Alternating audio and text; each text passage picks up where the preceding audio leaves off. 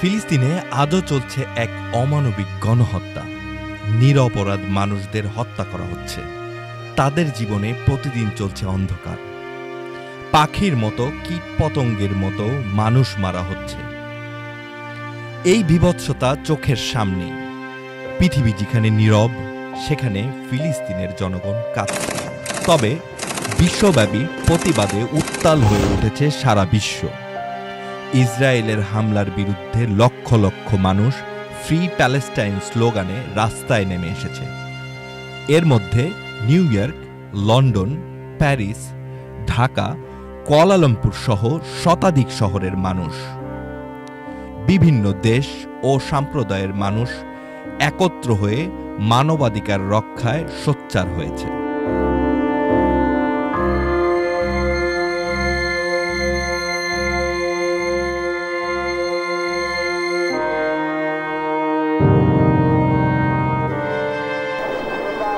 এরই মধ্যে পুরো বিশ্বের সামনে জীবন্ত পুড়িয়ে মারা হলো গাজার সাংবাদিককে। 2 শতাধিক সাংবাদিককে হত্যা করেছে ইসরায়েল। আরও একবার ইসরায়েলের নৃশংসতার শিকার হয়েছে সংবাদকর্মীরা। রোববার 6 এপ্রিল খান ইউনুসে সাংবাদিকদের তাঁবু লক্ষ্য করে চালানো হয় বর্বর হামলা। আলোচিত সাংবাদিক হিলমি আল ফাকুয়ার সহ মারা যান 2 জন। দগ্ধ ও আহত আরও 7 জন সাংবাদিক। গাজার দক্ষিণে খান ইউনুস নামক হাসপাতালের বাইরে ছিল তাঁবুটি। শহরটিতে কাজ করা সাংবাদিকরা এখানে অবস্থান নিয়ে চালিয়ে যাচ্ছিলেন পেশাগত দায়িত্ব। জানা ছিল ইসরায়েলের।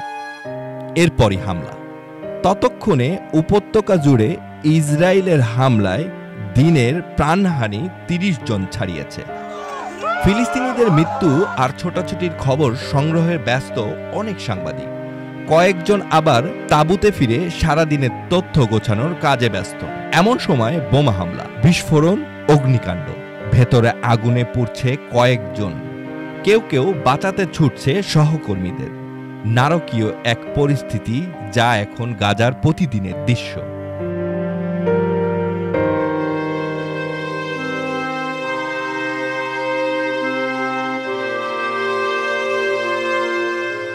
আগুনে পুড়ে নির্মম মৃত্যু হয় আলোচিত সাংবাদিক হিলমি আল ফাকুয়ার। ইউসুফ কাছাকাছি থাকায় প্রাণ যায় ইউসুফ আল খাজিদা নামের আরেক তরুণের।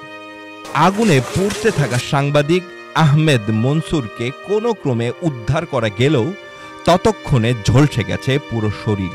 জীবন মৃত্যুর সন্ধিক্ষণে চিকিৎসকরা সর্বোচ্চ চেষ্টা করলেও ওষুধ সরঞ্জামের তীব্র সংকটে কঠিন করে তুলে সে লড়াই।